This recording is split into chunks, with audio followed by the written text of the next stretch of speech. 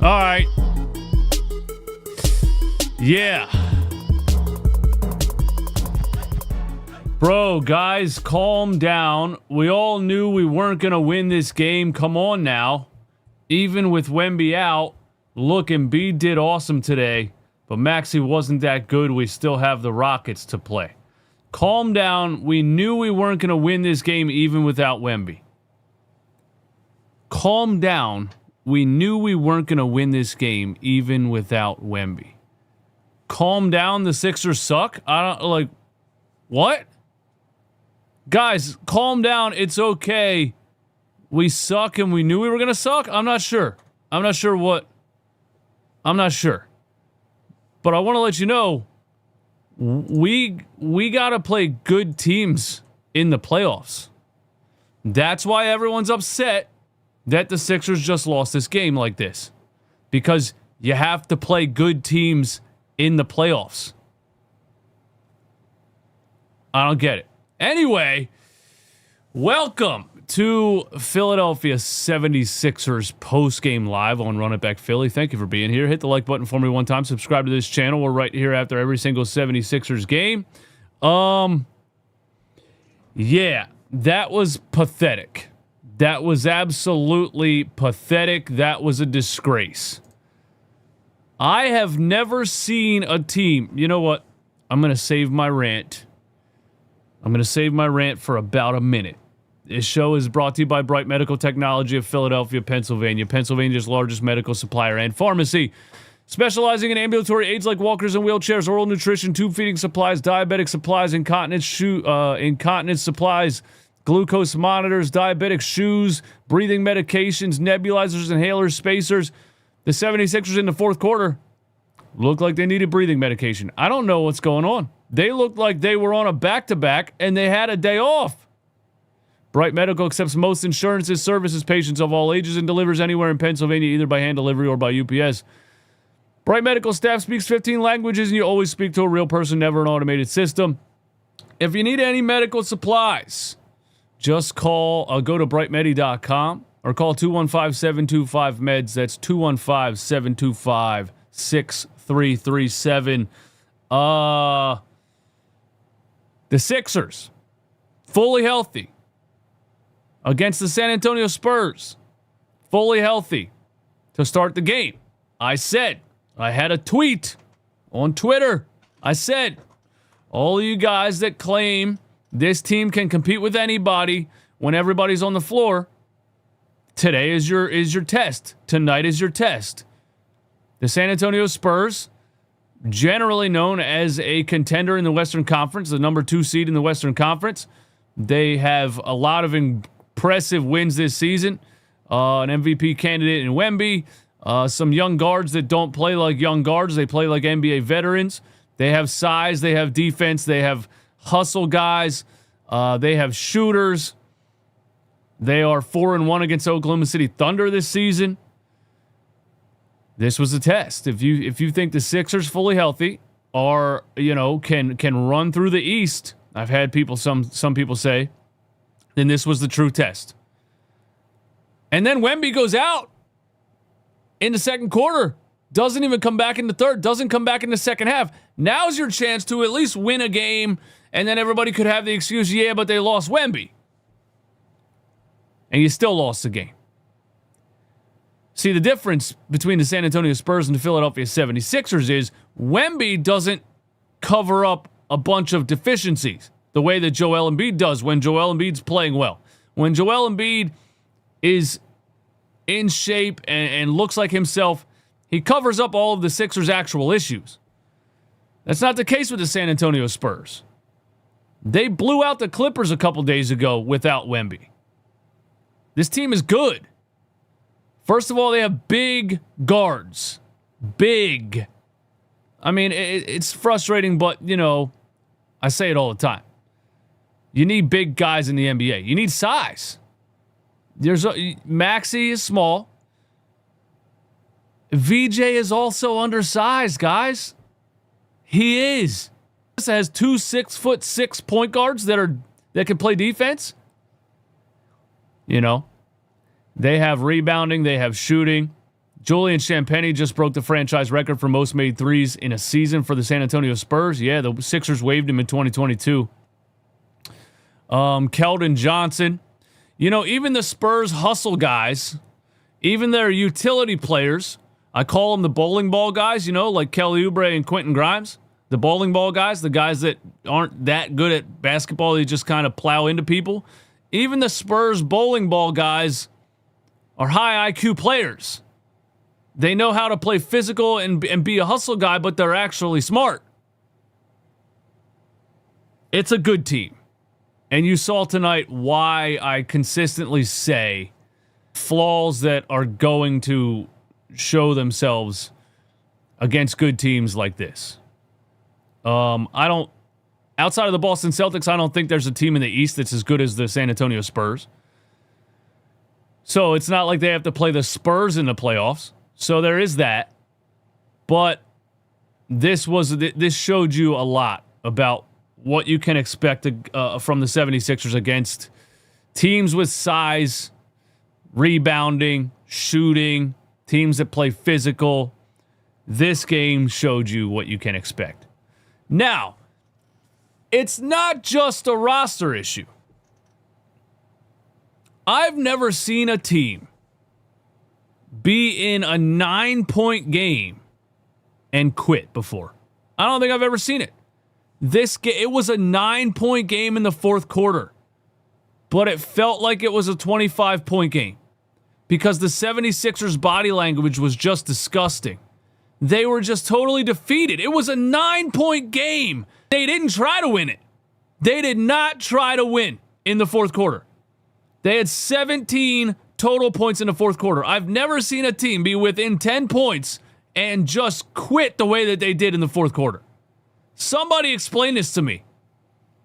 How does Nick Nurse not just get fired after this game for the effort level that his team just gave in the fourth quarter against the San Antonio Spurs?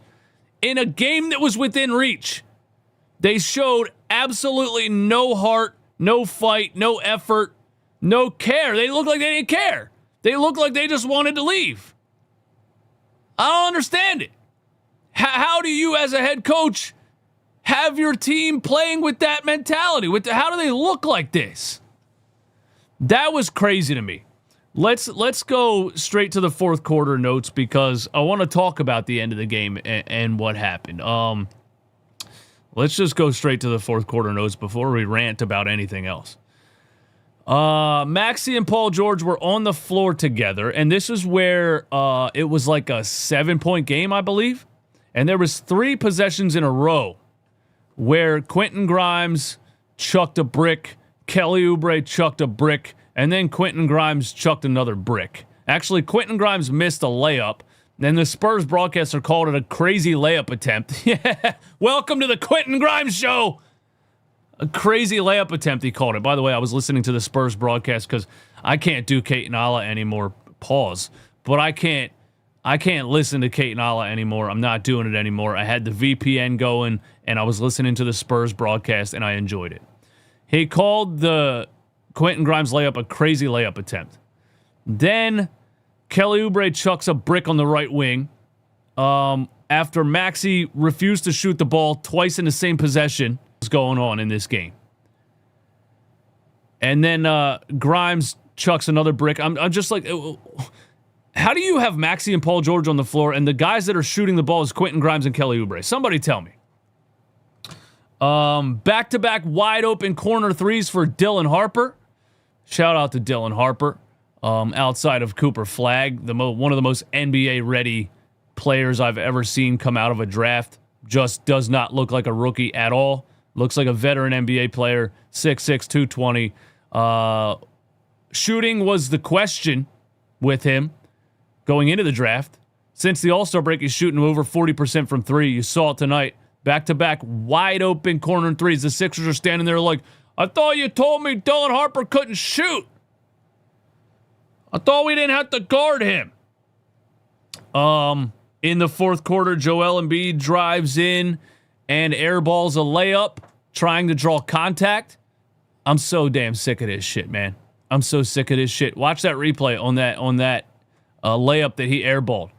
he was feeling out. He was feeling for the defender on his back instead of putting the ball in the hoop. So that happened. And then down by, after Joel Embiid airballed a layup, Dylan Harper just walked down the lane for a wide open layup, and Joel Embiid did not move. He crossed Kelly Oubre out of his shoes, which is one thing, but basketball teams usually have, what do they call it? Help defense. He crossed over Kelly Oubre and just walked to the rim, and Joel Embiid just stood there and watched him lay it in a 9-point game. They were playing like it was a 40-point blowout. I'm so confused at how they were playing in a 9-point game. It doesn't make sense. Unless they got paid to throw the game. I don't get it. How do you just stand there and watch a guy walk to the rim in a 9-point game? Block the fucking shot. You're 7'2", goddammit.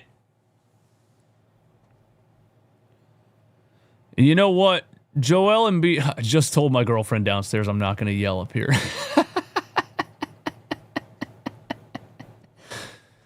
You know what? I wanted to talk about how good Joel Embiid's defensive effort was in this game. He had a lot of good defensive efforts in this game. A lot of them. But when it mattered the most, he just quit. I've never seen anything like it.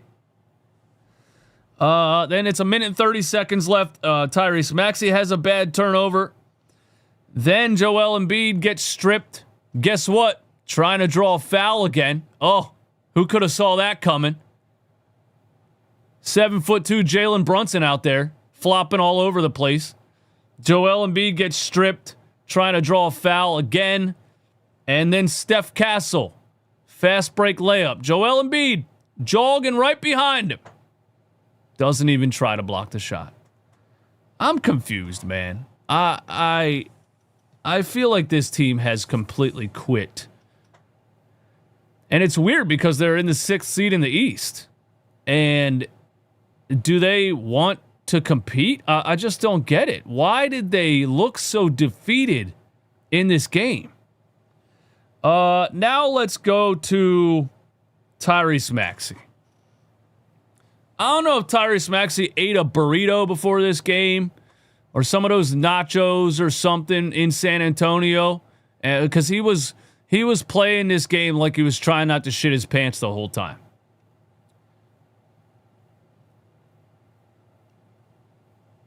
I don't even know what I can't even begin to try to explain how pathetic Tyrese Maxey was in this game. Why? He just completely backed down from the start. It's like the scouting report was like, hey, they have 2 6'6" physical guards.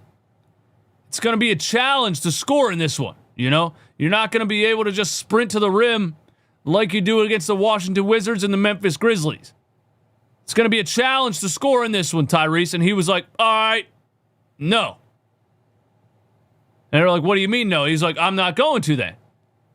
If it's going to be a challenge to score, if I'm going to play a team with 2 big physical guards and it's going to be difficult to score, then I'm just not going to try to score. Ha! That's what I'm going to do. That's what he did. The dude had like 2 field goal attempts in 3 quarters. He refused to shoot the ball the whole game. I'm so confused. Because even wide open looks, he was like the one that I'm talking about where Kelly Oubre shot the brick in the fourth quarter. Maxey was open at the top of the key. Why would you rather give the ball to Kelly Oubre than to shoot the ball? I just don't get it. Tyrese Maxey just completely had no interest in playing in this game. I don't get it. I've never seen him do that before. I've seen him play with heart and not be good in a lot of games where you're playing a difficult, at least you're trying. I've never seen Tyrese Maxey not try like this. Like, I don't know what the hell. That's insane to me. Had a little bit of a run early in the fourth quarter. But Tyrese Maxey, I don't know. I've never seen him look so disinterested in competing. He was like, oh, Steph Castle and Dylan Harper? Fuck that. I just won't try to score. How about that? I don't understand that. Paul George was good in the first half and then went ghost. We could probably expect that to happen in the playoffs. You know, that really is Paul George's go-to personality. If you've watched his career, you know, he'll fill it up, and he's an amazing basketball player theoretically. But when the pressure's the highest and it really matters, he's, you know, the Michael Jordan of Tobias Harris's. Way better basketball player than Tobias Harris, but similar mentality when the pressure is on. So Paul George was good in the first half, and then he completely disappeared.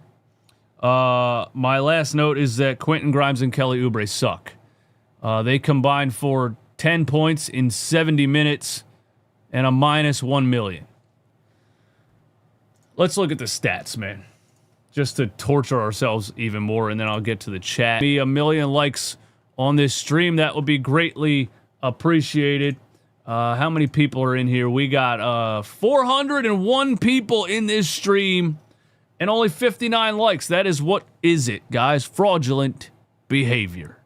We need 400 likes in the stream immediately. Yeah, let's go to the stats here. Joel Embiid, 34, 12, and 1. 42% from the field, 8 for 19. Look, if you didn't watch the game and you just watched the box score, you're going to say, well, Joel had a good game. He did everything he needed to do, you know. Maxey didn't show up. But Joel Embiid quit in the fourth quarter. If you really watched it, he quit in the fourth quarter. The whole team quit in the fourth quarter. It was pathetic. And I don't give a fuck if you score 34 and 12 in 3 quarters and then quit in the fourth quarter. I don't care. Congratulations on your fancy stat line. You don't care about winning. Paul George, 16, 4, and 4. I feel like he didn't score a single point in the second half. 11 in the first quarter, 2 in the second quarter, 13, 3 in the third quarter. Paul George had a goose egg in 12 minutes in the fourth quarter, 0 for 3. Absolute Houdini act. I used to call Tobias Harris Houdini Harris. What are we going to call Paul George when he disappears? Magic 8 Ball.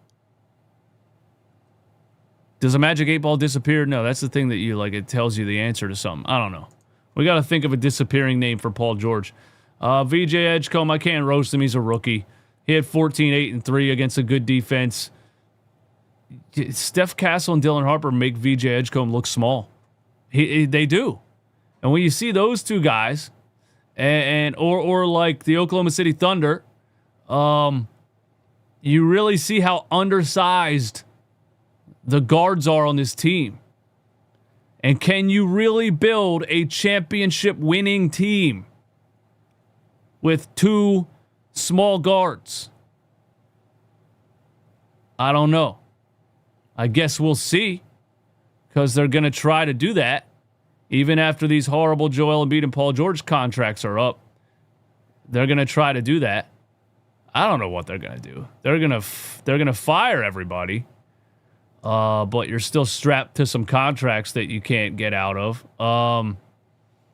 Andre Drummond, I don't know. What do we even say about Andre Drummond? He can hardly even move. Not that Joel Embiid's defense was good, but Andre Drummond's defense was even worse when he was in there. Kelly Oubre and Quentin Grimes, 10 points in 62 minutes and a minus 18. Both players shot 28% from the field. That's awesome. So this is what happens when a very mid roster, a very top-heavy roster with 3 max contract players, 2 of them aging and injured, and then, you know, because you spent all your money on 3 guys, you got to fill out the roster with a bunch of G League players and throwaway players. Kelly Oubre was in Charlotte, wasn't about to get a contract. He was almost out of the NBA when the Sixers signed him. Andre Drummond was getting no minutes in Chicago. He was about to be done. The Sixers signed him. Quentin Grimes should be in Europe somewhere. Justin Edwards, a G League player. This is what happens when a roster like this plays a roster full of young, high draft picks.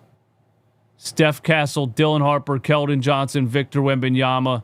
Don't forget about De'Aaron Fox, Devin Vassell, Julian Champagnie, undrafted player who the Sixers released in 2022. Even Carter Bryant had a great stretch of plays there late. He hit a big three in the fourth quarter and had some hustle plays. The Spurs are deep. They're well coached. They play hard. They play together. The 76ers are not deep. They are not well coached. And that's pretty much the, I mean, what else can we say? What else can we say? You know what I mean? Let's go to the chat. What you guys got, man? Sixers need a stretch four. They need a lot of things, bro. They need a lot of things. But you're right. Dominic Barlow can't shoot.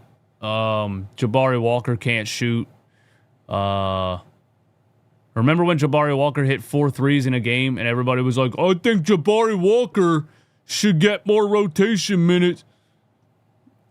People love to... My favorite thing is when the Sixers like have role players look good against the tanking teams in the NBA. And people think that it just overrate the hell out of everybody. Interesting, the Blazers are beating the Nuggets right now with 3 minutes left in the fourth quarter. That's interesting. The Knicks beat the Hawks by 3. That one went down to the wire. The Pistons lost to the Orlando Magic. What was I doing before? I just started reading other NBA scores. Oh, yeah, let's go over to... let's go to Twitter and react to some stuff, man, and then let's sit here, react to the chat. Give me all your takes in the chat, man. Questions, comments, hot takes, whatever you got. I told you Maxey is not one. Embiid is the man. Now do you still want to trade Embiid? Appreciate what you have, Sixers fans. You're what the fuck? You made this comment like Embiid didn't play in this game. What are you talking about, bro? Embiid was atrocious in the fourth quarter. Embiid quit in the fourth quarter. He's one of the reasons we lost this game. Did you watch the game? Or did you just look at the box score? I think you just looked at the box score. I appreciate your sense of humor. Hey, thanks, man. Carter Bryant fell. What did dumbass Morey do? Janai Broom. The Janai Broom draft pick will go down in history. I was just watching... What game was I watching last night? The Warriors. Charles Bassey. Charles Bassey was playing meaningful minutes for the Golden State Warriors last night in Steph Curry's return. Sixers signed him to a 10-day a couple weeks ago, and they didn't put him on the floor for 1 minute. This team is stupid, man. This team is stupid. Sixers are mismanaged. Look at the Celtics. The Celtics have an amazing development staff. I don't know how they do what they do, but they have an amazing development staff. Neemias Queta, for example, Boston Celtics center. He was released by the Sacramento Kings in 2024. He was signed to the Sacramento Kings in 2022. He was released in 2024. The Celtics signed him in 2024 to a training camp deal. 2 years later, in 2026, the Boston Celtics are a plus 19.3 with Neemias Queta on the floor. That's how good he is. They just take players out of nowhere and make them good. Keep Edwards, he had potential, but trade Grimes for sure. Trade Grimes for what? He doesn't have any trade value. And he has a no-trade clause, by the way, because he opted into the qualifying offer this offseason. Barlow needs to start to supplement Embiid's lack of rim protection. You think Barlow can guard? Listen, Barlow tries hard. Don't get me wrong. I love Dominic Barlow. But I don't think I'm calling Dominic Barlow a rim protector either. Should have moved this bum-ass team to New Jersey. What would that have done? Give Beauchamp a chance? You should. As bad as this was, it was one of our better games.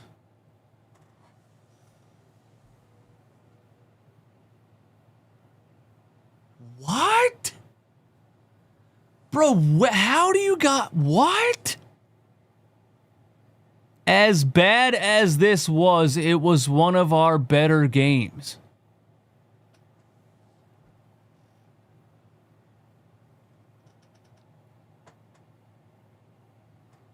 I can't, I don't even have a response to that. I am flabbergasted by how insane that comment is. On a phonetic level. Like just putting those words together of basketball or anything. Just saying all of those things in one sentence is insane. What? I love you guys, man, but I don't know what you be on sometimes. I see people defend Broom. He's so ass. Yeah. Vin, where are you at, bro? Vinny, who's always in here. He's a Janai Broom super fan for some reason, dude. Viral content. Thank you so much for the super chat, man. The VPN comment is killing me, but I've said before and I'll say it again.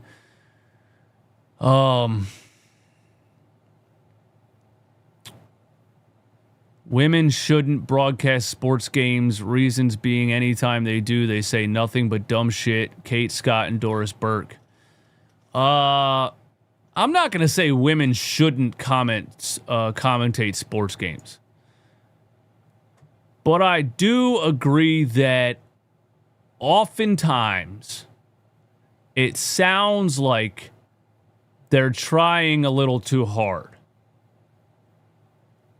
And I don't know what the psychology is with that, and I don't think I want to try to figure it out. But I'm not here to say women shouldn't do this, women shouldn't do that. But you are allowed to have a personal preference as a free human being in the United States of America. You are allowed to have a preference. And me personally, being completely honest, I don't know what the psychology is behind it, but I prefer to have men who have played the game at a high level, like preferably good former NBA players. I prefer former NBA players, not Al Abdenabi, who played for the 76ers for 2 minutes. I'm talking like Dr. J. You know how the Atlanta Hawks have Dominique Wilkins in the booth? Like, I'd prefer two guys, or at least one guy, that was a high-level NBA player, and then the other guy that's like the good play-by-play guy. That's my personal preference. But I'm not here to say women shouldn't do anything. Their little heart desires. You're not going to get me with that one. What else we got in the chat, man? Blows my mind that people think we're dangerous with a healthy Embiid. We're not, as long as we look like we just met at the park 5 minutes before the game started. Yeah, there's no strategy. There's no plan. There never is. And I saw the Spurs head coach at one point standing on the sideline, pointing to his team. And you could see him say a player's name and give a hand signal. I don't know what he was doing, right? And then he pointed and said another player's name and did another something or other hand signal, right? Then he said another player's name and he went like this. I don't think I've ever seen Nick Nurse tell the team what to do. I don't think I've ever seen Nick Nurse tell the team what to do. He doesn't do that. He just, yeah, Candace Parker's great. I agree. Candace Parker's great. Kate and Ala are both bad. I agree. And actually, I think Ala's worse, to be totally honest with you. Kate kind of grows on me sometimes. The fake positive shit, I can't stand. But Ala Abdenabi is just horrible. He's just one of the worst broadcasters I've ever heard in my life, man. And he agrees with everything. He plays the NBA game, dude. Do you grow the beard out because you're a fan of Harden? Do you think James Harden invented facial hair? Jesus. Do you like Reggie Miller? Oh, my God, no. Reggie Miller is horrendous. Reggie Miller, I'll listen to Kate Scott over Reggie Miller. Reggie Miller's horrible. All right, what else we got that doesn't have to do with broadcasting? You guys got any takes? Nick Nurse has zero ball knowledge. I've never seen a set play. Just dribble handoff or dribble drive and dish for a prayer. Sixers don't practice and have any cohesion on the court. They don't. They look like they don't practice. It's weird, man. It's really weird. They need to clean house. They need to clean house. And this was it for me. This was the test. This was the final test for me. This one was it, man. This one was it. This was the final test for me. Not that I really believed in this team in the first place, but this was it for me. This was very much it for me. This was it for me, man. This is all I needed to see to know what to expect from the 76ers in the playoffs. This is all I needed to see. I guess we'll go to the standings here. Let's see. What do we got? How do I get to... Oh, I'm on the Eastern Conference. Let's refresh this. Here we go. Let's see. The 76ers are in the... Back in the play-in tournament, boys. We are back in. Call the play-in tournament. Tell them we're on our way back. We're sorry we left. We're sorry we were the 6th seed for 48 hours. We're coming right back, play-in tournament. And now the Philadelphia 76ers are tied with the Charlotte Hornets and the Orlando Magic. They are actually on the verge of falling to the 9th seed and playing the Miami Heat in a play-in game. The Miami Heat. Did we beat the Miami Heat last time we played them? I don't even trust them to beat the Miami Heat. Was that a bad loss a couple of games ago? Yeah, 119 to 109. I don't even trust the 76ers to beat the Miami Heat.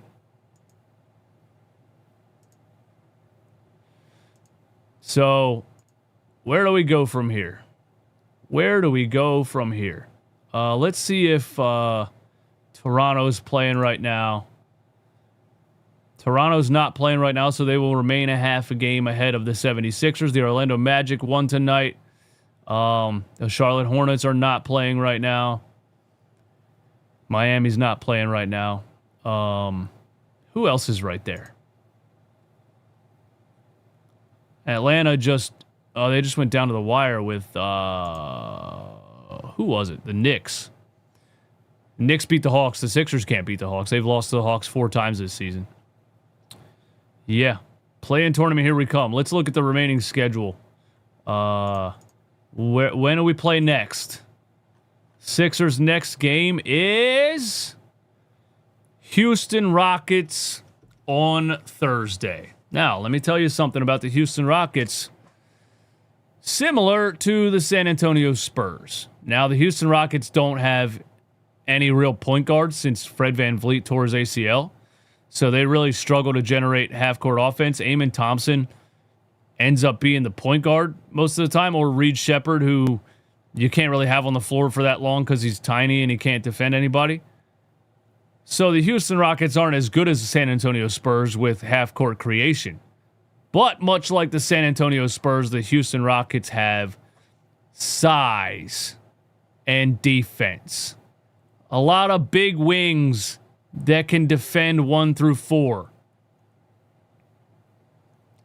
I mean, if Maxey was just a no-show with Steph Castle and Dylan Harper, is he going to score any points against the Houston Rockets on Thursday? I don't know.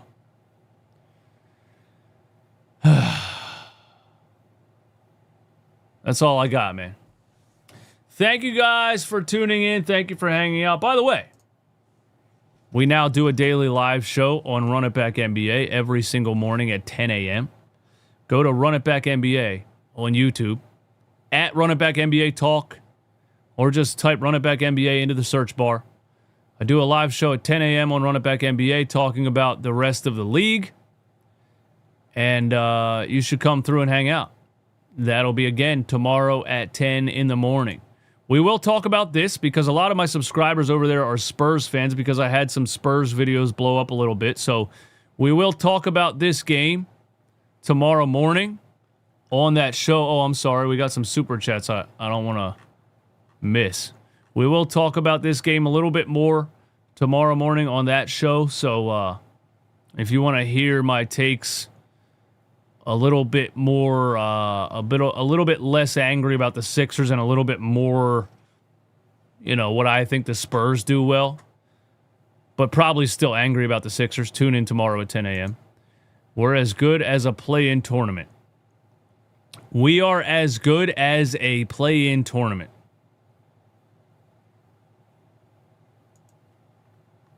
You guys asleep today or something?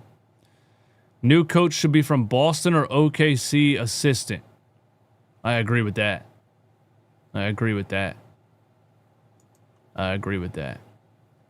Viral content. Thank you for another super chat, man. I appreciate it, man. I've been watching you for a while now, and the psychology behind this god-awful comment.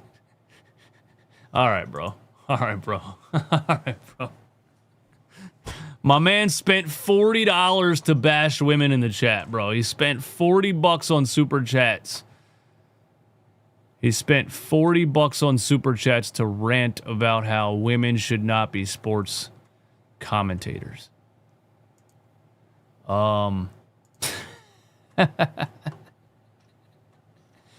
Hey, man. I'll see whoever wants to come through tomorrow at 10 and join the Run It Back NBA show. I'll see you there. I love you guys.